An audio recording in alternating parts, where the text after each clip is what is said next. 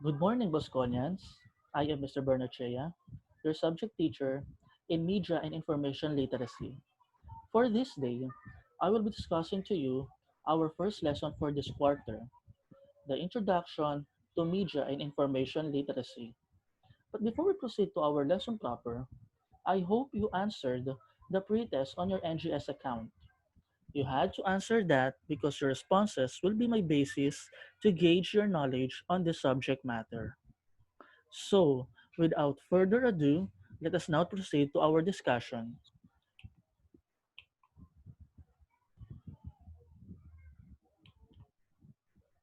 So, what I have here are the lesson objectives. These are statements that express what you will most likely become at the end of the discussion. As you can see, there are three objectives. What is the first objective about?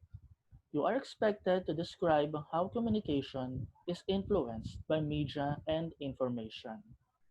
Next objective expects you to identify the similarities and differences among media literacy, information literacy, and technology literacy. Lastly, you are expected to discuss responsible use of media and information. Now that we have run through the objectives of this lesson, let us now define what literacy is. So, what is literacy? Literacy, in a nutshell, is the ability to read, analyze, evaluate, and produce communication through different modalities with efficacy and effectiveness. We can also say that being literate is being organized. Another thing to take note of being literate is when you perform informative things considering the legal and ethical aspects, thus being able to spread information credibly.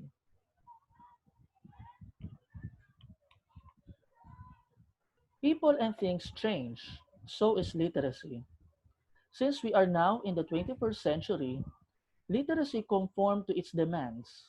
Hence, we are being required to adapt with the media information literacy.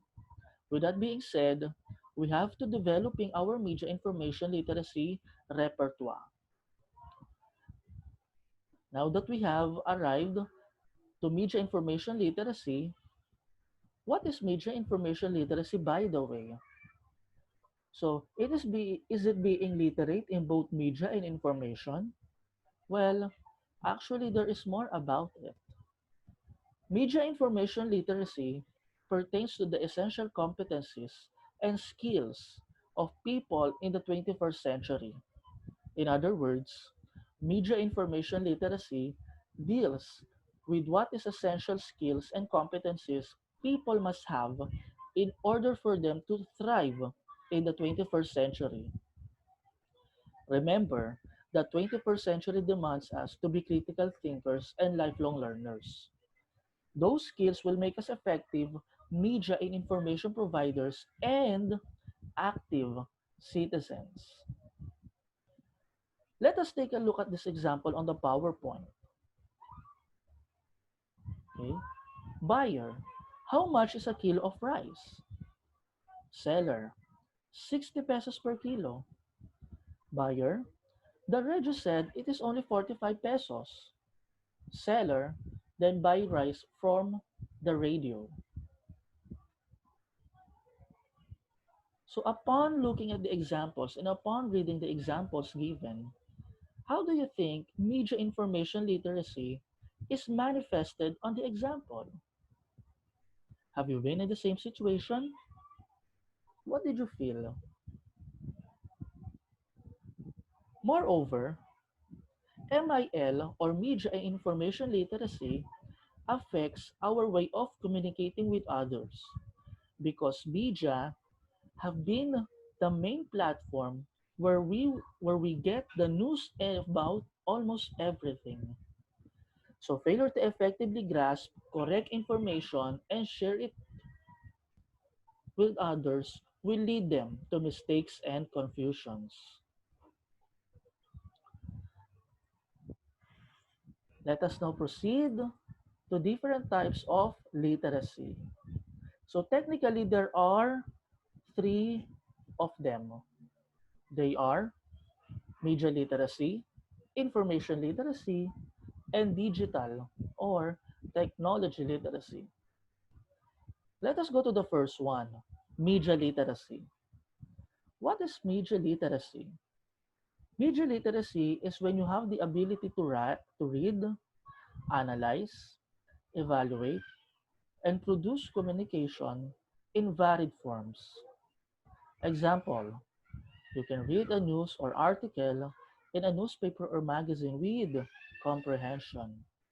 In other words, you were able to understand what you have read on a newspaper. You can analyze. Another example of this is when you can analyze if a document is authentic or not. So that is media literacy. Next is information literacy.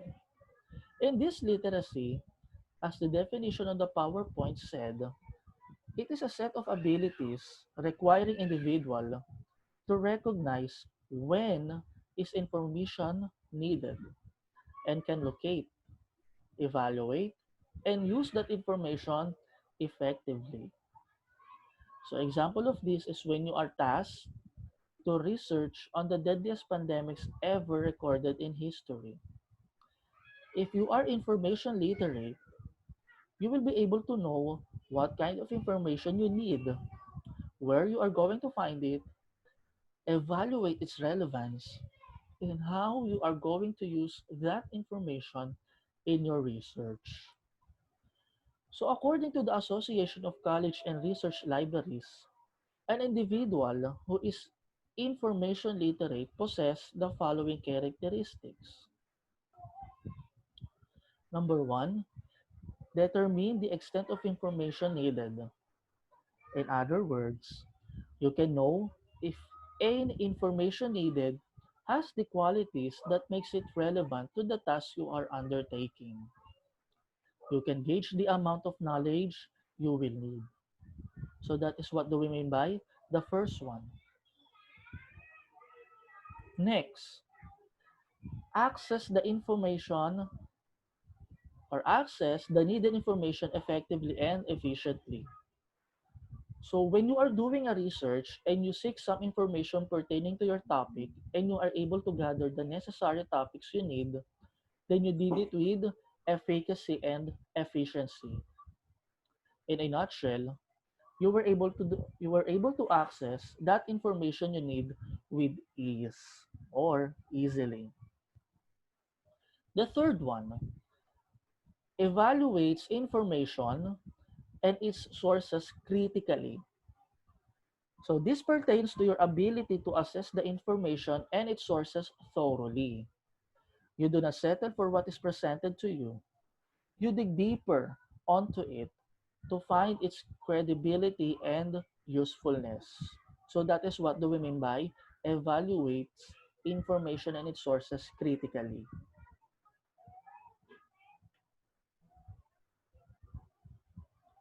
Next, incorporates selected information into one's knowledge base.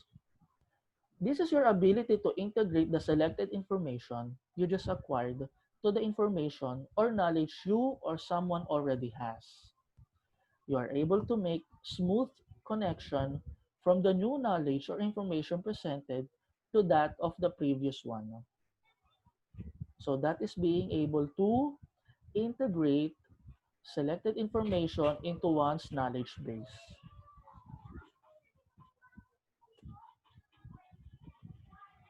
Understands the economic, legal, and social surrounding the use of information and access and use information ethically and legally. So this is where the importance of citation and equity appreciated. Why so? Because not every single one can access all information, especially if those people do not have access to the internet. You must say why they do not go for books. Books are also sources of information. However, Not all books contain updated information. In other words, information on some books do get obsolete or irrelevant as time goes by. So this concerns the economic aspects of one's access to information. Another thing is the legality of information. If you use the information properly, in other words, you use it to everybody's advantage and development, then you are legally inclined on using the information because you meant no harm. Remember, any information can be used against someone, and that is illegal. Example is taking someone's own identity for personal advantage or revenge.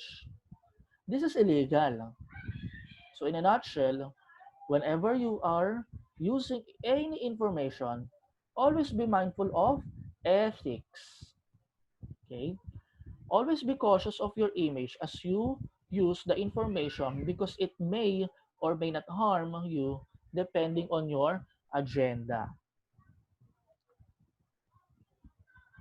So last but not the least is the digital or technology literacy. In this literacy, you have the ability to use digital technology and communication tools or networks to number one, locate, evaluate, use, and create information. More so, you are digitally literate. You can understand and use information in multiple formats from a wide range of sources. Example of this is when you can make use of different digital modalities in performing a task effectively and efficiently. So there you have it, class. Those are the introduction to media and information literacy and types of literacy. If you have questions or clarifications, you can save them for our next session.